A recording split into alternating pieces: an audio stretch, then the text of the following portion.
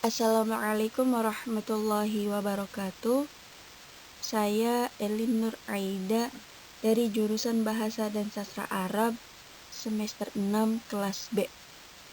Di rekaman video kali ini saya akan membahas tentang ilmu badi yang bertemakan sajak.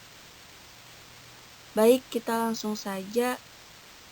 Pengertian dari sajak dalam konteks ilmu badi itu seperti yang dinyatakan oleh Ali Al-Jarimi dan Mustafa Amin adalah kesamaan dua fasilah atau kata terakhir mengenai huruf akhirnya.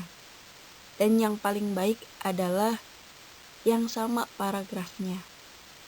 Nah, dari pengertian sajak di atas, kita dapat simpulkan bahwa yang menjadi fokus sorotan untuk menentukan ungkapan itu bersajak atau tidak adalah hanya huruf akhir dari kata terakhir atau disebut dengan fasilah, bukan utuh satu kata, khususnya untuk sajak mutorof.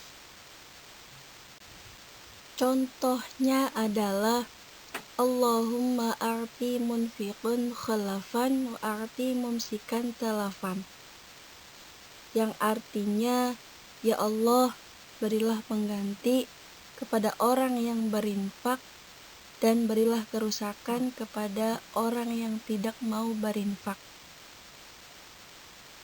Di sini kata yang menunjukkan bahwa ungkapan itu bersajak adalah kata khalafan dan talafan.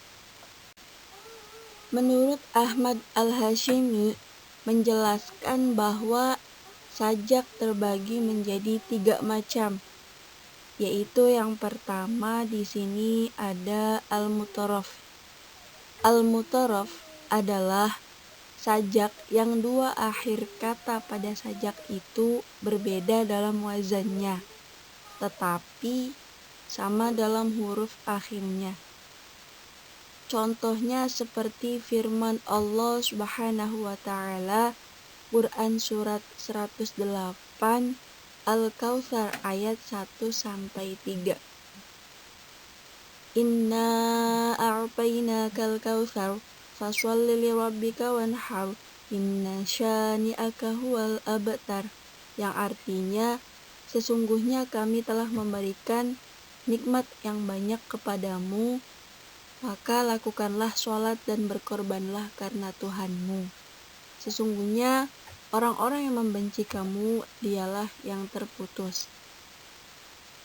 Sesuai dengan penjelasan tadi, bahwa yang menjadi titik fokus sorotan sajak adalah huruf akhir, maka ayat 1, 2, dan 3 itu bersajak karena sama-sama berakhir dengan huruf ro dari lafaz al-kautsar, wanhar, al-abtar.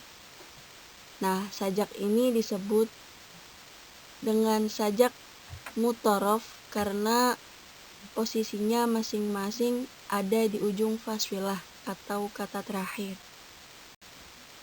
Yang kedua ada sajak murosho.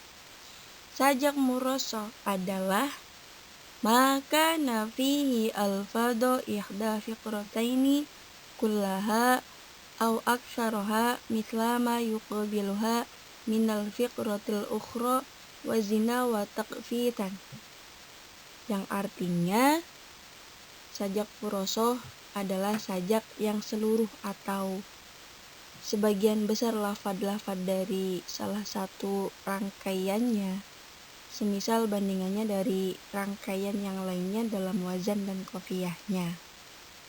Nah, contohnya di sini ada syair karya Al-Hariri, yaitu huwa yatba'ul asja'a bi jawahiri lafdihi wa yaqra'ul asma'a bi zawahiri wa'dihi. Artinya, dia mencetak sajak-sajak dengan mutiara-mutiara lafnya dan mengetuk pendengaran-pendengaran dengan larangan-larangan bimbingannya. Kata yang menunjukkan bahwa ungkapan itu bersajak adalah kata yatba'u dan wa yaqra'u. Nah, kata al-saja'u dengan al-asma'u. Kata bijawahiri dengan bizawajiri. Kata lafdihi dan wa'dihi.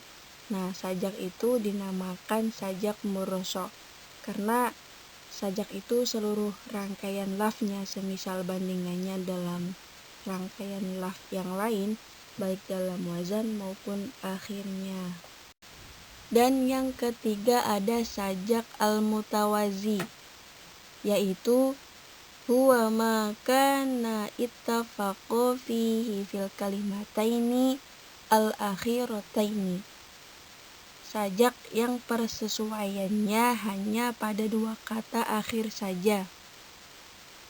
Contohnya seperti firman Allah Subhanahu wa taala Quran surat 88 Al-Ghasyiyah ayat 15 dan 16 yang berbunyi wa namariqu masfufah wa zarabiyu mabthuthah, artinya dan bantal-bantal sandaran yang tersusun dan permadani-permadani yang terhampar. Satu fasilah dan fasilah yang lain pada kedua ayat itu bersajak, yaitu kata masfufah dan mabthuthah. Sajak itu termasuk sajak mutawazi karena kedua kata itu di samping huruf akhirnya sama, formulasinya juga sama, yaitu kedua kata itu berformulasi maf'ula. Baiklah, mungkin itu saja yang bisa dapat saya sampaikan. Kurang lebihnya mohon maaf. Syukron katsiran. Wassalamualaikum warahmatullahi wabarakatuh.